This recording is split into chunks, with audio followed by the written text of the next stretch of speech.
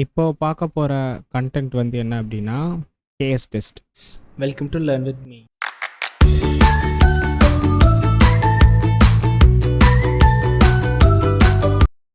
Already நம்ம முன்னாடி பார்த்த டெஸ்ட் வந்து பெர்முடேஷன் டெஸ்டிங். ஸோ அது வந்து ஒரு நான் பேராமெட்ரிக் டெக்னிக் அப்படின்னு சொன்னேன். ஏன்னா அதில் எந்த பேராமீட்டரும் யூஸ் பண்ணல. But unlike case test, unlike permutation test, இங்கே நம்ம என்ன யூஸ் பண்ண போகிறோம் அப்படின்னா, we are going to use up some parameter to find whether we are going to accept a null hypothesis or alternate hypothesis. இதுதான் இங்கே நம்ம ஆக்சுவலி நம்ம கண்டுபிடிக்க போகிறோம். ஓகேங்களா? ஸோ ஃபஸ்ட்டு இந்த கேஎஸ் டெஸ்ட்லேயே நான் எடுத்துக்க போகிற இதுலேயே நிறையா வெர்ஷன்ஸ் இருக்கும்ல, அதில் நான் என்ன எடுக்க போகிறேன் அப்படின்னா 2 சாம்பிள் டெக்னிக் எடுக்க போகிறேன்.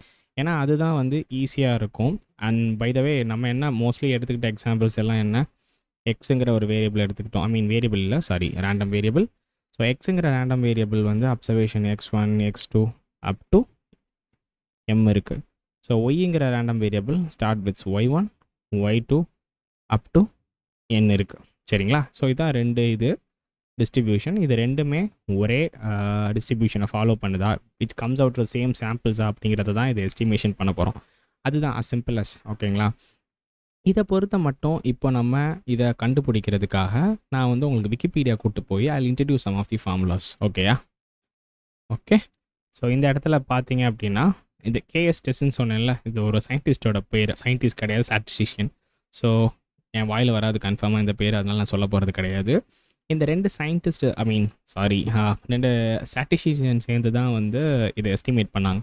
ஸோ இது வந்து ஒரு 2 சாம்பிள் டெக்னிக் நான் சொல்லிட்டேன். ஏன்னா ரெண்டு ப்ராபிலிட்டி குமுலேட்டிவ் டிஸ்ட்ரிபியூஷன் ஃபங்க்ஷன் இருக்க போது இது வந்து ஒரு டிஸ்ட்ரிபியூஷனோடது, இன்னொரு டிஸ்ட்ரிபியூஷனோடது. ஓகே. ஸோ இந்த இடத்துல இவங்க கொடுக்க போகிற பேராமீட்டர் என்னென்னா T of n and m, supremum function of இது வந்து என்னங்கிற நம்ம பார்த்தோம் பார்த்தீங்களா, எக்ஸில் வந்து நான் அப் டு n வரைக்கும் எழுதினேன் சாம்பிள்ஸு, அப்புறம் ஒயில் வந்து m வரைக்கும் எழுதினேன். இல்லைன்னா வைசி வர்சா, நான் என்ன எழுதியிருந்தேனோ அதுக்கு ஏற்ற மாதிரி நீங்கள் அசம்ஷன் பண்ணிக்கோங்க. இதை ரெண்டையும் சப்ராக்ட் பண்ணோன்னா அதுதான் என்னோட டிஎன்எம். ஓகேங்களா? இப்போ ஹைபாத்தசிஸை டெஸ்ட் பண்ணுறதுக்கு அக்செப்ட் பண்ணவா வேணாமா அப்படிங்கிறத டிட்டர்மைன் பண்ணுறதுக்கு இந்த கண்டிஷன் யூஸ்ஃபுல்லாக இருக்க போகுது. இது என்ன கண்டிஷன் அப்படின்னா, ஆல்ரெடி நம்ம இதுலேருந்து கண்டுபிடிச்சிருவோம். இன்னொரு முக்கியமான விஷயம் நான் சொல்லலை. இந்த சுப்ரீமம்னா என்ன அப்படின்னா வேறு எதுவுமே கிடையாது, ரொம்ப சிம்பிள். ஸோ இந்த இடத்துல இது ஒரு டிஃப்ரென்ஸா, இது ஒரு டிஃப்ரென்ஸா, இதுதான் சுப்ரீமம். ஏன் அதை சுப்ரீமம் சொல்கிறேன் அப்படின்னா, இதுதான் மேக்ஸிமம் டிஸ்டன்ஸ் பிட்வீன் ஒரு டிஸ்ட்ரிபியூஷனுக்கும் இன்னொரு டிஸ்ட்ரிபியூஷனுக்கும். அதனால தான் இதை வந்து சுப்ரீமம் சொல்கிறாங்க. அதனால தான் இதையும் நம்ம எக்ஸாம்பிளில் நம்ம எடுத்துக்க போகிறோம். இந்த இடத்துல இதை எடுத்துக்கிட்டோம் அப்படின்னா, இப்போ நீங்கள் பார்த்தீங்க அப்படின்னா இந்த இடத்துல சி ஆல்ஃபா அப்படிங்கிறது ஒரு ஃபார்முலா இருக்குது. ஓகே. ஸோ அந்த சுப்ரீமம் வந்து இந்த வேல்யூ எஸ்டிமேட் பண்ணி முடிச்சக்கப்புறம் நமக்கு டிஎன்எம் கிடைச்சக்கப்புறம் நம்ம வந்து நல் ஹைபாத்தசிஸை ரிஜெக்ட் பண்ண போகிறோமா வித் அன் ஆல்ஃபாங்கிறது வேறு எதுவுமே கிடையாதுங்க, ரொம்ப சிம்பிள். நம்ம முன்னாடியே பார்த்தோம் பார்த்தீங்களா, சிக்னிஃபிகன்ஸ் லெவல், அதை தான் இங்கே ஆல்ஃபான்னு சொல்கிறாங்க. ஸோ அதனால் அதை பற்றி நீங்கள் எதுவும் குழப்பிக்க தேவையில்ல. நம்ம மேக்ஸிமம் எடுத்துக்கிட்ட சிக்னிஃபிகன்ஸ் லெவல் என்ன, 5% கீழே இருந்துச்சு அப்படின்னா we are just going to reject the null hypothesis. அந்த காரணத்துக்காக தான் நம்ம எடுக்க போகிறோம். So we are just going to take that 5% alone. So இந்த இடத்துல பார்த்தீங்க அப்படின்னா அந்த 5% வச்சுக்கிட்டோம் அப்படின்னா இங்கே நம்மக்கிட்ட என்ன இருக்குது, C alpha. Okay. C alpha வந்து இது வந்து ஒரு லுக்கப் டேபிள் மாதிரி அசம்ஷன் பண்ணிக்கோங்க. 5%னா எந்த இடம் வரும், இது வந்து 20, 15, 10, 5. ஸோ இந்த வேல்யூ 1.35 தான் இங்கே எஸ்டிமேட் பண்ண போகிறோம். we know n and m, nm. So நம்மளுக்கு இந்த டிஎன்எம்மும் நம்மளுக்கு வேல்யூ தெரியும். ஃபார் எக்ஸாம்பிள் டிஎன்எம் வந்து இங்கே என்ன இருக்குது, நம்ம எடுத்துக்கிட்ட எக்ஸாம்பிளில் இங்கே இருக்க. ஸோ டிஎன்எம் அப்படிங்கிறது எங்கே என்ன இருக்கும் அப்படின்னா 6க்கும் 8க்கும். அப்போது ரெண்டையும் இங்கே இது பண்ணி பார்த்தோன்னா நம்மளுக்கு என்ன வேல்யூ கிடைக்கும், விச் இஸ் அரௌண்ட் 0.2 கிட்ட ஒரு வேல்யூ இருக்கும். கரெக்டுங்களா? ஸோ அப்போ இதை 0.2ன்னு வச்சுக்கலாம். அதான் நம்மளோட டிஎன்எம் வேல்யூ. ஸோ நம்மளோட டிஎன்எம் வந்து இது வந்து கிரேட்டராக இருக்கணும் இங்கே எஸ்டிமேட் பண்ணுறதோட. அப்போ தான் வந்து நம்ம நல் ஹைபாத்தசிஸ் அதை வந்து நம்ம வந்து ரிஜெக்ட் பண்ண முடியும். இல்லை அப்படின்னா அந்த நல் ஹைபாத்தசிஸை அக்செப்ட் பண்ண தான் ஆகணும். ஸோ இந்த நல் ஹைபாத்தசிஸ் இங்கே என்ன அசம்ஷன் பண்ணியிருக்கோன்னா ரொம்ப சிம்பிள், ரெண்டுமே கம்ஸ் ஃப்ரம் சேம் டிஸ்ட்ரிபியூஷன். அதுதான் நல் ஹைபாத்தசிஸ். ஆல்டர்னேட் வந்து not from same. Okay. So இது H0, இது H1, as simple as. So இப்போ H0 தெரிஞ்சிச்சு, H1 தெரிஞ்சிச்சு, என்ன பண்ண போகிறோம்னு தெரிஞ்சிச்சு, எல்லாமே ஓகே. இப்போது நம்மக்கிட்ட ஒரு லுக்கப் டேபிள் இருக்குது. ஸோ இந்த கேஎஸ் டெஸ்ட்டை எப்படி வந்து நான் வந்து ஒரு வேல்யூஸ் எல்லாம் வந்து போட்டு இம்ப்யூட் பண்ணி ஆல்ரெடி வச்சுருக்கேன். ஸோ அந்த வேல்யூஸ் எல்லாம் வச்சு உங்களுக்கு பிளாக் போர்டில் எஸ்டிமேட் பண்ணி காமிக்கிறேன். ஸோ தட் வந்து உங்களுக்கு இன்னும் கொஞ்சம் ஒரு ஐடியா கிடைக்கும்.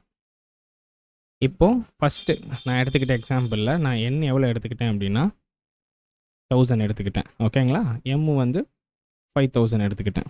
ஸோ நம்மளோட ஃபார்முலாவில் நான் ஆல்ரெடி இது கண்டுபிடிச்சி வச்சுருக்கேன், DNM. ஸோ அதுதான் 0.2. ஓகே. ஸோ ஃபஸ்ட்டு இதில் எக்ஸாம்பிளில் நம்ம இதை எஸ்டிமேட் பண்ணோம் அப்படின்னா நம்மளுக்கு ஃபார்முலா என்னங்கிறது ஆல்ரெடி தெரியும். DNM which is அது வந்து greater then C alpha root of m plus n m into n.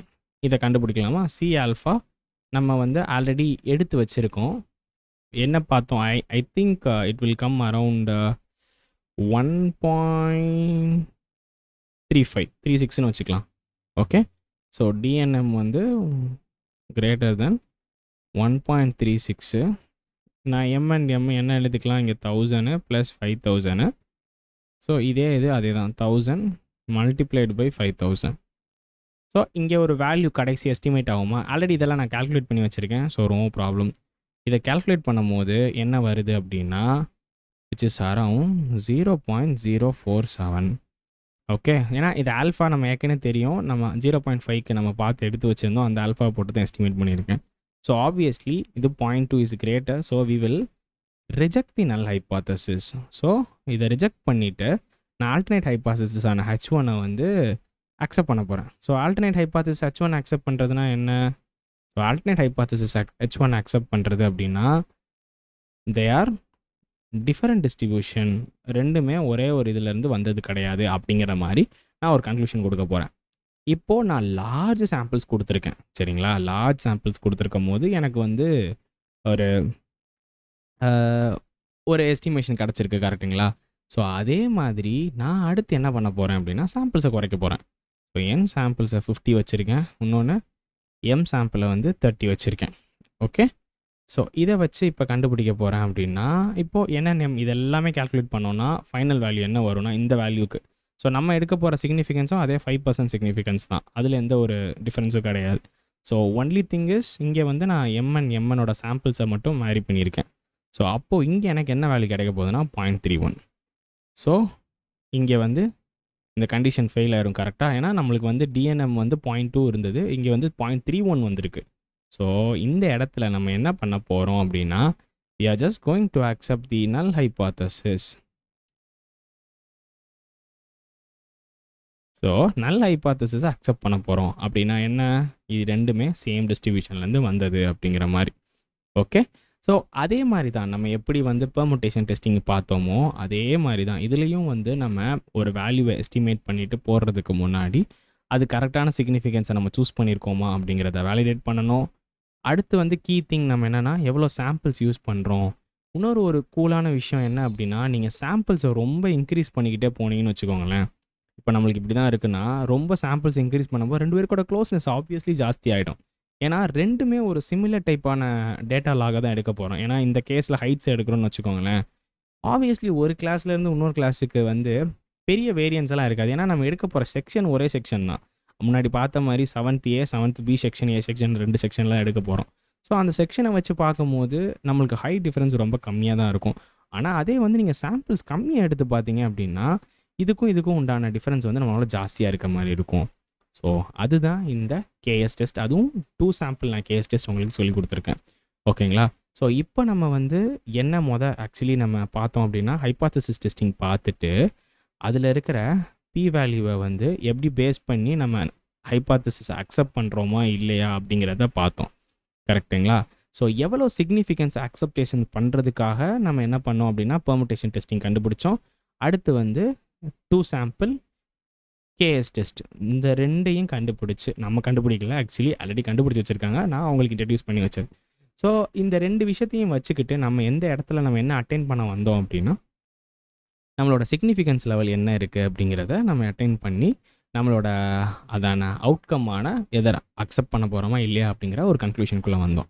So இதுதான் ஹைபாத்தசிஸ் டெஸ்டிங்னா என்ன அப்படிங்கிறதுக்கான ஒரு டீட்டெயில்னு சொல்ல மாட்டேன், it's a kind of detail, ஒரு சின்ன ஒரு லெஸ் தென் டீட்டெயிலுங்கிற மாதிரி வச்சுக்கலாம். அடுத்த வீடியோவில் உங்களுக்கு என்ன நான் கோத்ரூ பண்ண போகிறேன்னா ஹைபாத்தசிஸ் டெஸ்டிங்கோட யூஸ் கேசஸ் எல்லாம் என்னென்ன அப்படிங்கிற மாதிரி நான் லைட்டாக கொஞ்சம் ஹிண்ட் கொடுத்தேன் ஃபஸ்ட்டு ஹைபாத்தசிஸ் டெஸ்டிங்கோட சாம்பிள்ஸ் பார்க்கும்போது. பட் நெக்ஸ்ட் லெக்சர்ஸில் கொஞ்சம் எலாபரேட்டாக நான் உங்களுக்கு நான் சொல்கிறேன். ஓகே, ஸோ அடுத்த வீடியோவில் பார்க்கலாம். அது வரைக்கும் டாடா, பை பாய்.